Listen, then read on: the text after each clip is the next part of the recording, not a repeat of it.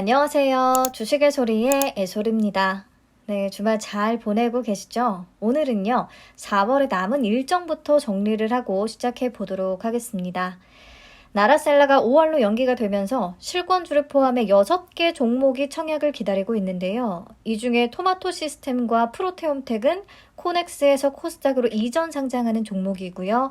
젠큐릭스와 신한알파리츠는 실권주 되겠습니다. 젠큐릭스, S바이오메딕스, 프로테움텍까지 유난히 좀 제약 바이오 섹터가 많이 보이죠.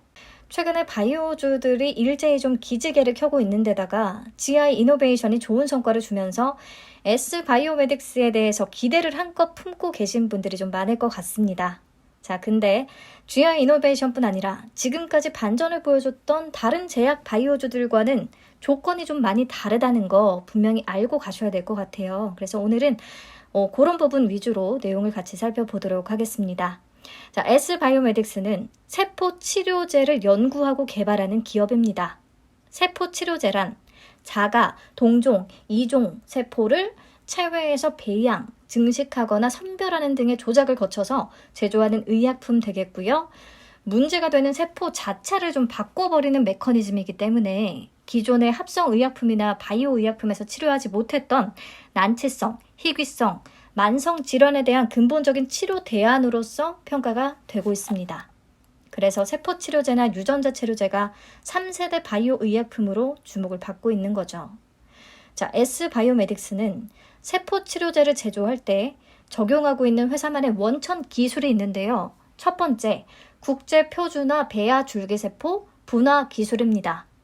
우선 배아 줄기세포가 뭔지부터 설명을 드릴게요. 정자와 난자가 만나서 수정이 되면 매우 복잡한 세포 분열과 분화를 통해서 배아를 생성합니다. 그리고 수정란이 분열하는 과정에서 배아에 빈 공간이 생기게 되는 시기가 있는데요. 이 시기를 포배 또는 배반포라고 한다고 하네요. 이 시기에 배아의 바깥쪽 세포는 나중에 태반이 되는 거고 내부의 세포 덩어리에서 분리된 세포가 배아 줄기세포가 된답니다. 배아 줄기세포는 혈액, 피부, 뼈, 간, 심장 등등 한 인간 개체에 존재하는 모든 조직의 세포로 분화될 수 있는 그런 성격을 가지고 있어요. 그래서 수정란이 분열과 분화를 거듭하는 과정에서 사람들 저마다 다른 눈, 코, 입, 피부색, 뼈, 장기 등등의 운명이 결정이 되는 거죠. 자, 여기서 중요한 포인트는 배아줄기세포가 우리 몸에 존재하는 모든 조직의 세포로 분화될 수 있다는 사실입니다. 그렇기 때문에 배아줄기세포를 분화시켜서 병든 세포를 대체하게 된다면 근본적인 재생치료가 가능할 것이다 라는 게 이 회사의 기본 신념인 거예요. 근데 이렇게 모든 세포로 분화될 수 있는 능력을 가진 전분화능을 가진 줄기세포 치료제를 만들기 위해서는 표준화된 분화 기술이 필요합니다.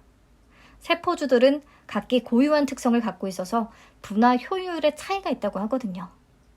S바이오메딕스가 개발한 테드라는 기술은요, 배아 줄기세포의 신경계 분화, 표준화 기술이고요. 배아 줄기세포로부터 신경계의 여러 가지 세포를 생산할 수 있는 신경 전구세포를 고수율로 얻을 수 있는 기술을 얘기합니다. 특히 종양 형성이 되지 않는 안정적이고 또 효율적인 신경 전구세포만 분리가 가능하다고 하네요. 이 기술은 2010년 선진국 18개국이 참여한 국제줄기세포 포럼에서 신경계통 분야의 줄기세포 분화 공식 프로토콜로 채택이 된 바 있고요. 미국, 일본, 유럽, 한국 등의 특허를 출원했습니다. 국제 표준 기술이기 때문에요. 줄기세포주들을 신경세포로 분화시킬 때 이 방법을 사용하게 되는 거죠. 이 기술을 적용해서 회사가 개발 중인 주요 약물, 파이프라인에는 어떤 것들이 있을까? 척수 손상 치료제와 파킨슨병 치료제, 그리고 황반 변성 치료제 정도가 있습니다. 파킨슨병 치료제가 회사의 가장 주력 파이프라인인 것 같았어요. 파킨슨병은 도파민 신경세포가 부족해서 떨림이 생기거나 근육이나 관절이 굳어지는 질병인데요. 이 테드 기술을 통해서 확보한 신경 전구세포를요, 도파민 신경세포로 분화시켜서 이걸 사람 몸에 이식을 시키면 근본적인 좀 치료 대안이 될 수 있지 않을까라고 회사가 생각을 하는 거죠. 지난 1월에 식약처로부터 1상과 2A상 임상시험 계획을 승인받았다고 하고요. 임상시험 실시 기관은 세브란스 병원이고 곧 첫 환자 투여에 나설 계획이라고 합니다. 아무튼 요게 이 회사의 가장 기대주인 것 같았어요. 그리고 테드 기술을 활용한 척수 손상 치료제는 임상 1상과 2회 이상 진행 중에 있습니다. 배아줄기세포 유래 세포 치료제로는 세계에서 두 번째로 임상 개발 중인 후보 물질이라고 하고요. 올해 안에 좀 안정성과 유효성 데이터 확보를 기대하고 있다는 게 회사 측의 입장입니다. 자, 그럼 두 번째 핵심 기술 한번 볼게요. 3차원 기능성 스페로이드 구현 기술이에요. 스페로이드는 미세한 조직 정도로 생각을 하시면 되겠습니다. 이 기술은요, 몸 밖에서 3차원 형태로 세포를 배양하는 기술입니다. 우리 몸 안의 장기들은 3D 형태잖아요. 그렇기 때문에 세포도 3D로 배양을 해야 몸 안에서의 세포 기능을 최대한 유사하게 구현할 수 있다고 합니다. 이게 가능하게끔 하는 기술을 개발한 거고요. 이 기술을 활용한 파이프라인으로는 중증 하지허혈 치료제와 눈가주름 치료제가 있습니다. 중증 하지허혈은 허벅지, 종아리, 발에 있는 주요 혈관들이 막혀서 심하면 괴사를 일으키는 좀 무서운 병인데요. 배양된 줄기세포 스페로이드를 환부에 주사를 하면 염증 억제와 혈관 생성을 통해서 통증과 괴사를 치료할 수 있게 되는 그런 메커니즘이라고 생각을 하시면 되겠어요. 진짜 이런 기업은 소개할 때마다 느끼는 거지만 공모와는 좀 별개로 수많은 환자들에게 실제로 희망이 되어줬으면 하는 마음이 더 커집니다. 자, 그래서 회사가 현재 다루고 있는 파이프라인은 총 8개인데요. 임상에 진입을 했거나 진입 직전인 4개의 치료제는 같이 살펴본 거고요. 그 밖에 또 어떤 것들이 있는지 참고를 해서 보시면 되겠습니다. 근데 보시면 여기에 식약처의 조건부 허가를 받고 이미 시중에 판매 중인 약이 하나 있어요. 여드름 흉터 치료제 큐어스킨이라는 제품인데요. 자가 유래 피부 섬유화 세포를 활용한 치료제라고 하는데 문제가 있습니다. 최근에 자료를 좀 찾다 보니까 큐어스킨이 일시 판매 중지된다는 내용의 기사가 있더라고요. 조건부 허가를 받고 2017년에 임상 3상 결과를 제출했으나 임상시험 결과의 신뢰성에 대한 문제로 인해서 인정을 받지 못했다고 합니다. 다시 임상 진행해서 결과를 제출했지만 중앙약심에서 인정하지 않았고 두 번째 보완 자료에 대한 재심사 결과도 좋지가 않은가 봐요. 그래서 판매는 중지시키고 임상시험 결과를 앞으로 보고 판매를 계속할지 말지 결정하는 게 맞다는 의견이 나온 상태고 그렇게 진행이 될 듯합니다. 판매 중지. 그러니까 그나마 좀 매출이 나오던 제품인데 그마저도 쉽지가 않겠네요. 네, 현재 회사의 매출 구조를 보시면 대부분의 매출이 의료기기 쪽에서 잡히고 있다는 걸 알 수가 있습니다. 이건 뭐지? 종속회사로 에스테팜이라는 회사를 거느리고 있는데요. 항노화 미용 성형 제품, 필러나 보톡스, 그리고 섬유화 세포 배양액의 화장품 등등을 제조하고 판매하고 있는 회사예요. 그러니까 에스테팜의 실적이 그나마 좀 잡히고 있다라고 보시면 될 것 같습니다. 아직까지는 이 회사의 후보 물질이 기술 이전이 됐다거나 하는 건이 하나도 없었잖아요. 그래서 기술 이전 통해서 일정 규모 이상의 매출이 발생하기 전까지는 손실이 계속될 수밖에 없겠습니다. 다른 제약 바이오주들과 마찬가지인 상황인 거죠. 그래도 적자 폭이 조금씩 줄어들고 있기는 한 모습이네요. 아무튼 그래서 이 친구도 기술 특례 상장을 추진한 거고요. A와 BBB 등급 이상을 받아야 하는데 얘는 A 등급을 획득합니다. 더블 A. 최근에 상장한 신약 개발업체들의 기술 평가 등급 쭉 한번 찾아봤어요. 근데 AA 등급을 받는 게 쉽진 않더라고요. 아무래도 앞에서 설명드렸던 테드 기술이 표준 프로토콜로 등록이 돼 있는 데다가 여러 국가에서 특허를 취득했기 때문에 좀 점수를 받을 수 있지 않았나 싶습니다. 3D 스페로이드 구현 기술도 마찬가지고요. 그래서 기술력은 있는 세포치료제 기업이다라고 보이기는 했어요. 물론 임상이 갈 길이 너무 먼 상태긴 하고요. 네, 근데 재무 안정성 지표가 매우 위험해 보입니다. 22년 기준으로 유동 비율도 업종 평균 대비해서 매우 낮고요. 또 부채 비율은 2000%가 넘었어요. 게다가 자본 잠식 상태입니다. 자본 총계는 크게 납입자본금과 잉여금으로 구성이 되는데요. 적자 폭이 커지면서 결손금이 계속 생기고 잉여금이 계속 마이너스가 나면 자본 총계가 납입자본금보다 작아지게 되겠죠. 이렇게 자본을 깎아먹는 걸 부분 자본 잠식이라고 합니다. 아예 자본 총계가 마이너스가 돼버리면 완전 자본 잠식 상태에 빠졌다고 하는 거고요. 현재 S바이오메딕스는 부분 자본 잠식 상태고 그래서 이번 공모가 매우 더욱더 절실하지 않았을까 싶네요. 자본금이 좀 충당이 되어야 어느 정도 개선이 될 수 있을 테니까요. 네, 이런 상황에 추진하고 있는 상장인데 과연 공모가는 어떻게 산정을 했을까? 유사 기업으로는 한미약품, 동아ST, 유한양행, 녹십자, 종근당 등등등 이름 있는 신약 개발 회사들 대부분을 선정했습니다. 이들의 평균 PER은 25배로 계산이 됐고요. 그리고 25년 추정 당기 순이익을 20.98% 할인율로 현재 가치로 땡겨왔는데요. 20.98이라는 수치가 참 생소합니다. 보통은 20% 아니면 25% 혹은 30% 이렇게 딱 떨어지는 수치들을 써왔잖아요. 미국 바이오 전문지의 논리를 앞세워서 이렇게 적용을 한 건데 결과적으로 21년 이후에 상장한 기술 특례 상장 기업들의 평균 할인율보다 낮은 수준이 적용이 된 겁니다. 이렇게 계산된 주당 평가가액에 57.5%에서 52% 할인율을 적용, 최종 밴드인 16,000원에서 18,000원을 제시한 거죠. 자, 보시면 회사는요, 공모가 산정 방식을 중간에 한번 변경했습니다. 22년 3분기 연환산 실적 기준에 펄을 적용했다가 22년 온기 기준으로 바꿨어요. 이건 오케이죠. 근데 이렇게 되면서 적용된 PER이 22.6배에서 25배로 높아졌습니다. 그리고 적용 순이익에도 변동이 있었어요. 25년 추정치가 343억 원에서 314억 원으로 감소했거든요. 근데 문제는 처음에는 현재 가치로 땡겨올 때 할인율 25%를 적용했었어요. 근데 이번에는 20.98%라는 좀 요상한 수치를 쓴 거죠. 그러면서 결국에는 적용된 순이익의 수치가 거의 같은 수준이 됐습니다. 176억 원에서 177억 원으로. 요걸 좀 의도한 게 아닐까라는 생각이 들긴 했어요. 그래서 가장 최근에 정정신고서에서 주당 평가가액이 37,480원으로 이전보다 높게 계산이 됐고요. 공모가 밴드는 그대로 유지되면서 적용 할인율이 높아진 효과가 나타났습니다. 그래서 할인이 굉장히 많이 된 듯 보이지만 현가화시킬 때 적용한 할인율이 그대로 25% 유지를 했다면 이 정도까지는 아니었을 것이다. 네, 이 정도로 보고 넘어가도록 하겠습니다. 바이오주들의 공모가는 평가하는 의미는 딱히 없으니까요.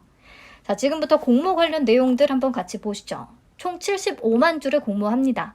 공모가 밴드는 16,000원에서 18,000원. 공모 금액은 약 120억 원에서 135억 원 정도 작은 사이즈가 되겠고요. 시가총액은 약 1,758억 원에서 1,979억 원으로 아주 소형 사이즈는 아닙니다. 청약은 24일부터 25일까지, 환불은 27일에 바로 되고요. 상장은 5월 3일로 예정이 되어 있습니다. 미래에셋증권의 단독 주관이고요. 신주 모집 100%고 우리사주 조합에 배정된 물량은 없습니다. 자, 상장 직후에 유통 가능한 물량을 보시면 상장 예정 주식 수의 26.9% 정도로 많지 않습니다.